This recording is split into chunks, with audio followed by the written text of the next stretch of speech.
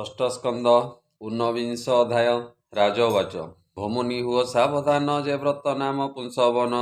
ତୁମ୍ଭେ ଯେ କହିଲ ବିଧାନ, ଏହା ଶୁଣି ତୋମର ମନ। ବ୍ରତ ପ୍ରସାଦରୁ କରି ପ୍ରସନ୍ନ ହୁଅନ୍ତି ମୁରାରୀ। ବାଦାରଣୀରୁବାଚ। ପ୍ରଥମେ ମାର୍ଗଶିରେ ଯେହି ଶୁକ୍ଳ ପ୍ରତିପଦାର ଠାଇ। ଭର୍ତ୍ତାର ଆଜ୍ଞା ପରମାଣେ ବ୍ରତ କରିବେ ସ୍ତ୍ରୀ ଗଣେ। ଯେ ବ୍ରତେ ହୋଇ ସର୍ବସିଦ୍ଧି, ଆଦ୍ୟରେ ଯେ କରଇ ବିଧି।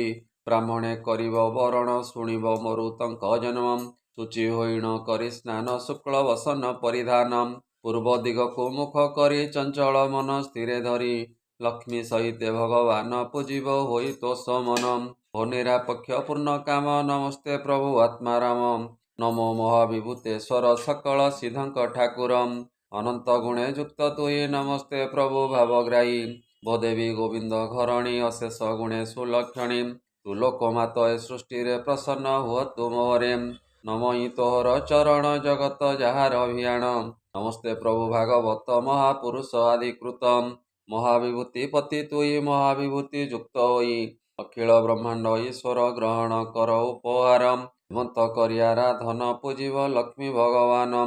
ପାଦାର୍ଘ୍ୟ ଅର୍ଘ୍ୟ ଆବାହନ, ବିଧିରେ କରାଇଣ ସ୍ନାନ। ଦିବ୍ୟ ବସନ ସମର୍ପିବ, ଶୁକ୍ଳ ଉତ୍ତରୀ ନିବେଦିବ। ନାନାଭୂଷଣ ଗନ୍ଧ ଧୂପ, ସ୍ପର୍ଶନ ଉପଚାର ଦୀପ। ଅପର ଯେତେ ଉପହାର, ସ୍ଥାପିବ ବିଷ୍ଣୁର ଛାମୁର। ହବି ଆହୁତି ଯେ ଦ୍ୱାଦଶ, ଆନନ୍ଦେ କରିବ ପ୍ରବେଶ। ନମୋ ଭଗବାନ ଈଶ୍ୱର, ମହାପୁରୁଷ ବେଦବର।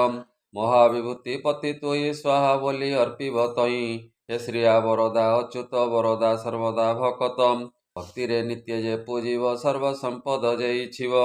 ଭାବରେ ହୋଇ ମତିଯୁକ୍ତ, ଭୂମିରେ କରି ଦଣ୍ଡବତ। ହେମନ୍ତ ଜପି 10 ବାର, ଏ ସ୍ତୋତ୍ର କରିବ ଉଚାର। ତୁମ୍ଭେ ଯେ ଦୁଇ ଜଗତର ବ୍ୟାପକ ଅଟଟି ଈଶ୍ୱର। ସଂସାରେ ପରମ କାରଣ, ତୁମ୍ଭେ ଯେ ପ୍ରଭୁ ନାରାୟଣ। ଏ ଯେ ସୂକ୍ଷ୍ମ ମାୟା ପ୍ରକୃତି, ଦୂରତା ଅଟଇ ଶକତି। ଏହାର ତୁମ୍ଭେ ଅଧୀଶ୍ୱର, ସାକ୍ଷାତ ତୁ ପୁରୁଷ ବର। ତୁମ୍ଭେ ସକଳ ଯଜ୍ଞମୟ, ପତ୍ନୀ ରୂପରେ ଲକ୍ଷ୍ମୀ ହୁଅ। ଶେଷ କ୍ରୀଡ଼ାର ଈଶ୍ୱର, ଫଳ ବୁଝନ୍ତା ଯଜ୍ଞେଶ୍ୱର।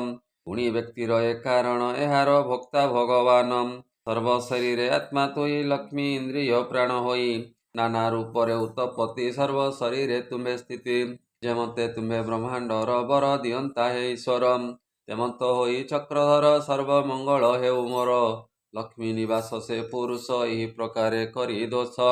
ଲକ୍ଷ୍ମୀ ନିବାସ ସେ ପୁରୁଷ, ଏହି ପ୍ରକାରେ କରି ତୋଷ। ପୂଜିବ ଲକ୍ଷ୍ମୀ ନାରାୟଣ, ହେ ପ୍ରଭୁ ବ୍ରହ୍ମାଣ୍ଡ କାରଣ। ଯେତେ ଉପଚାର ଲେଛିବ, ପୁଣି ଆଚମନ କରିବ। ଏଥି ଉତାରୁ ପୁନର୍ବାର, ଅର୍ଚ୍ଚନା କରିବ ଈଶ୍ୱର। ଯଜ୍ଞ ଉଚ୍ଛିଷ୍ଟ ଯେ ବାଥିବ, ମନ ସନ୍ତୋଷେ ତା ଭକ୍ଷିବ। ପୁଣି କରିବ ସ୍ତୋତ୍ର ସ୍ତୁତି, ଚିତ୍ତରେ ହୋଇ ଭାବ ଭକ୍ତି। ସ୍ୱାମୀକୁ ଭକ୍ତିରେ ଭଜିବ, ଈଶ୍ୱର ଭାବିଣ ଚିନ୍ତିବ।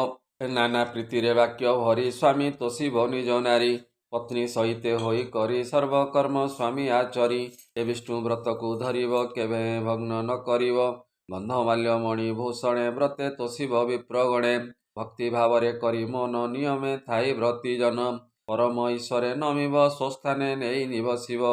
ଭକ୍ତି ଭାବରେ ବେନି ଜନ, ନିର୍ମାଲ୍ୟ କରିବ ଭୋଜନ। ସର୍ବ କାମନା ପୂର୍ଣ୍ଣ ପାଇଁ, କରିବ ଭକ୍ତି ଯୁକ୍ତ ହୋଇ।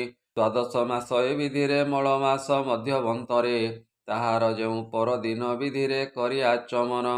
ପୂର୍ବର ପ୍ରାୟ କରି, ପୁଣି ବିଷ୍ଣୁ ଅର୍ଚିବ ତହୁଁ ଆଣି। ଏ ଚରୁ ଘୃତ ସହସ ଧୀରେ, ହୋମ କରିବ ଏ ବିଧିରେ। ଯଜ୍ଞ ବିଧାନେ ପାକ ଶେଷ, ଆହୁତି ଦେବ ଯେ ଦ୍ୱାଦଶ। ଆଶିଷ ଘେନିବ ମସ୍ତକେ, ବ୍ରାହ୍ମଣ କଲ୍ୟାଣ ବିଧିକେ। ଯଜ୍ଞରେ କରିବ ନମସ୍କାର, ଆଜ୍ଞାକୁ ଘେନି ବିପ୍ରଙ୍କର। ଆଚାର୍ଯ୍ୟ କରିଣ ଅଗ୍ରତେ, ଶୁଚି ହୋଇ ବନ୍ଧୁ ସହିତେ। ପତ୍ନୀକୁ ଚରୁ ଦେବ ନେଇ, ସୁପୁତ୍ର ସୌଭାଗ୍ୟରେ ପାଇ। ଏ ବିଷ୍ଣୁ ବ୍ରତ ଯେ କରଇ, ବାଞ୍ଛିତ ଫଳ ସେ ଲଭଇ।